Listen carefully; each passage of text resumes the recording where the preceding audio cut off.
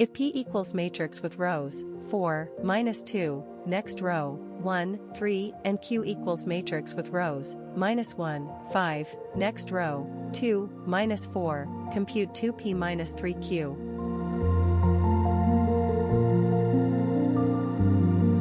To find 2P, we multiply each element of matrix P by 2. This is a scalar multiplication operation.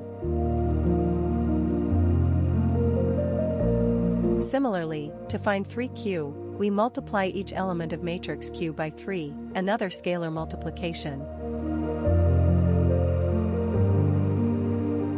Finally, to find 2P minus 3Q, we subtract the corresponding elements of 3Q from 2P. This is a matrix subtraction operation.